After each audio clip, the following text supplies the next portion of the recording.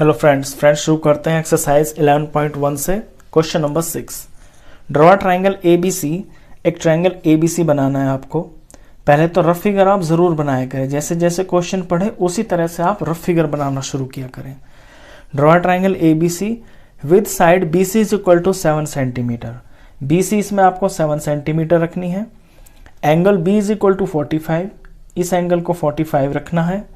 And angle A is equal to 105 और angle A 105 होगा। Then construct a triangle whose sides are 4/3 times. और फिर एक और ट्राइंगल बनाइए जिसकी साइड्स 4/3 टाइम्स होंगी the corresponding sides of triangle ABC। इस ट्राइंगल की करस्पॉन्डिंग साइड्स के करस्पॉन्डिंगली 4/3 साइड्स होंगी जो आपका ट्राइंगल दूसरा बनेगा। अब क्योंकि ऊपर बड़ा है ना, तो जो नया ट्राइंगल बनेगा इसका वो इससे बड़ा बनेगा। जब भी ऊपर बड़ा नंबर होता है नीचे छोटा होता है तो वो फ्रैक्शन 1 से ज़्यादा होता है, तो वो बड़ा ट्राइंगल बनता है। तो पहले तो हम अपना यही ट्राइंगल बनाएंगे, उसके बाद ये वाला काम करेंगे।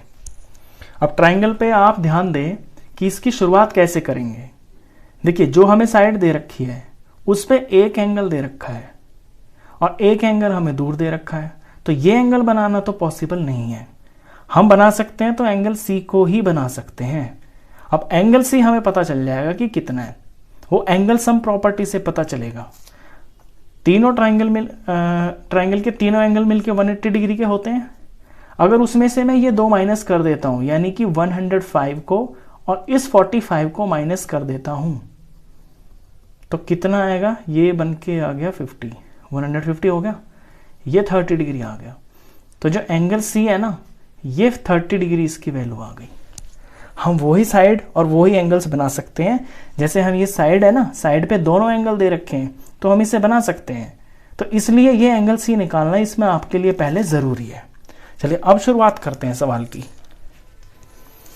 अब ये दिख रहा है आपको, तो पहले आपको BC बनानी है 7 सेंटीमीटर।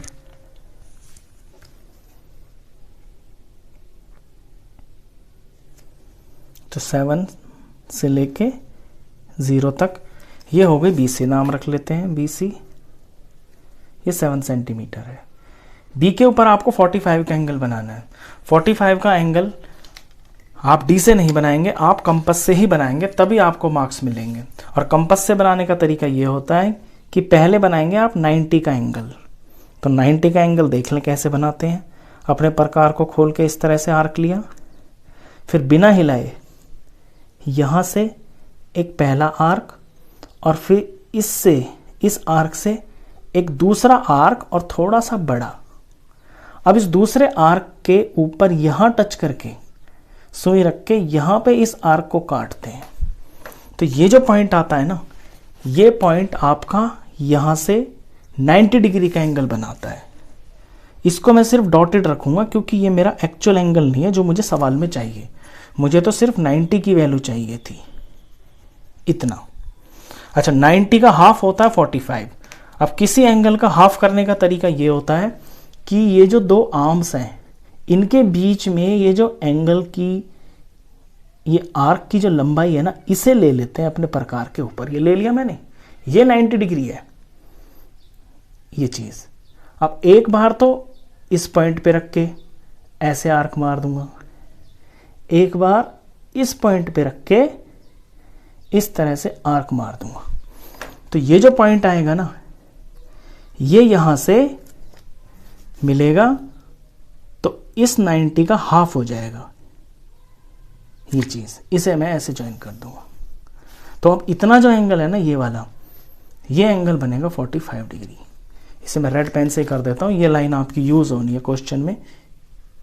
तो ये 45 का एंगल बन गया।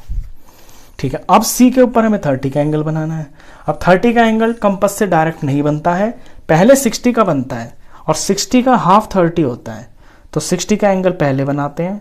60 का सिंपल सा तरीका होता है, पहले एक इस तरह से एक आर्क मारते हैं जहां हमें एंगल बनाना होता है, फिर बिना हिलाए और बिना प्रकार के अपने मेजरमेंट को डिस्टर्ब किए हम यहां से फर्स्ट आर्क मारते हैं। तो जो फर्स्ट आर्क होती है ना, वो आपका 60 का एंगल बना देती है। तो अभी मैं ये मेरा 60 है, एक्चुअली मुझे 30 डिग्री चाहिए, तो 30 के लिए ये जो 60 आया है इसका हाफ करना पड़ेगा। तो लाइन को जोड़ने की जगह मैं इसका हाफ ही कर लेता हूँ, इतना है ना ये। तो एक बार तो यहाँ रख के ऐसे कंपास से आपको आर्क लेनी है, और एक बार इस पॉइंट से लेनी है यहाँ पे। तो ये आपका इस पॉइंट पे कटा है, इस पे कट गए। एक बार फिर से चेक कर लो, ये आर्क हुई, इधर से लिया जब, और जब इधर से लिया तो ये वाली आर्क हुई। तो यही पॉइंट है, ये वाला पॉइंट है। इससे जब इसे जोड़ूंगा मैं सी को, यहाँ से बिल्कुल पॉइंट से ऊपर से होते हुए इस तरह से। तो जब ये दोनों एंगल मैंने बनाए ना, तो ये यहाँ पे इंटरसेक्ट हो गए, और जहाँ ये इंटरसेक्ट हुए ये आपका पॉइंट ए आ गया। तो इसमें ये स्पेशल मेहनत करनी थी। पहले दो एंगल बनाने थे 90 के और 60 के, फिर उनका बाइसेक्ट करना था। ये वाला एंगल आपका 30 डिग्री है और ये है 45।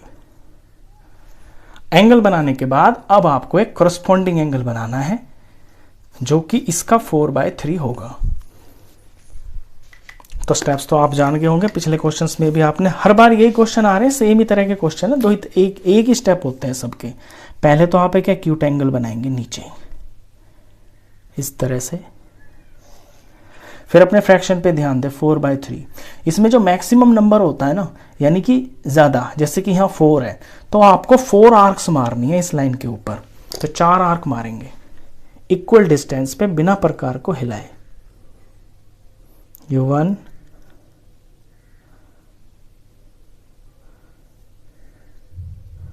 ये 2, ये 3 और ये 4।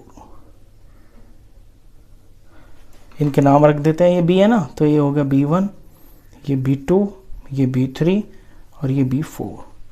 ठीक है, मैक्सिमम लगा दी। अब नीचे पे ध्यान दे, जो नीचे नंबर लिखा होता है ना, ये आपका ओरिजिनल से टच होता है, यानी ओरिजिनल साइड ये है ना, तो इसको ओरिजिनल से टच करते हैं, तो ये 3 इससे टच होगा।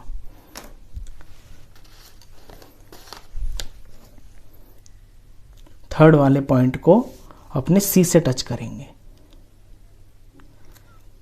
इस तरह से। अब क्योंकि ये 4/3 है, यानी कि 1 से बड़ा है, ये ग्रेटर देन 1 है, तो बड़ा ट्राइंगल बनेगा आपका, और बड़ा ट्राइंगल बनेगा तो उसकी साइड्स फैलेंगी। तो एक तो आपको ये वाली साइड एक्सटेंड करनी होगी, इसको आप थोड़ा एक्सटेंड कर लीजिए, और एक ये वाली साइड भी आपकी एक्सटेंड करनी होगी। ये तो ऑलरेडी एक्सटेंड ही है, तो इस पे जरूरत पड़ेगी आपको।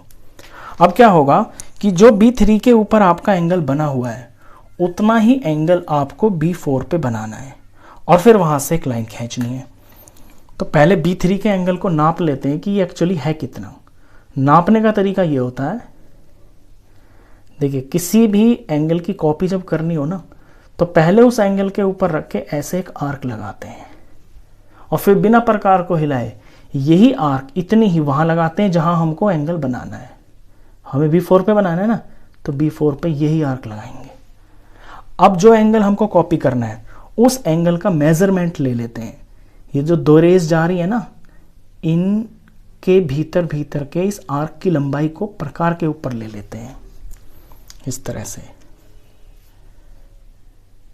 यहां रख के यहां से यहां तक, ये इतना है ये।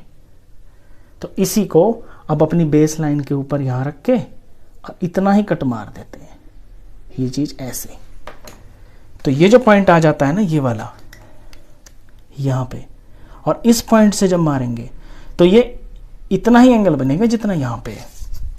तो बना देते हैं B4 से इस पॉइंट से होते हुए एंगल बना देंगे इस तरह से। तो करस्पॉन्डिंग एंगल बन जाते हैं, और ये दोनों बराबर लिए हैं क्योंकि हमने, तो ये लाइंस पैरेलल आती हैं। अब जो काम हमने यहां पे किया है वही हमें यहां करना है। इस पॉइंट का नाम रख दूंगा मैं C'। ये C है ना, C पे एंगल बना हुआ है 30 डिग्री का। जितना यहां बना हुआ है उतना ही एंगल मेरे को C' के ऊपर बनाना है। तो अब C' के ऊपर भी यही काम करना है, सेम टू सेम। तो क्या करूंगा मैं, पहले तो इसको ले लेता हूं। मान लिया मैंने इतना ले लिया प्रकार, ये ले लिया, इतना ही C' के ऊपर ले लेता हूं। ये ले लिया। अब जितना मैंने ये लिया था इस आर्क को मेजर कर लेता हूं अपनी, इतना है ये, तो इतना ही बेस लाइन के ऊपर रख के, यहां से है ना ये यहां पे कट रही है लाइन, तो यहां रख के इतना कट मार देता हूं इस तरह से। तो ये पॉइंट आ गया। अब इस पॉइंट पे और सी डैश से होते हुए मुझे एक लाइन खींचनी है।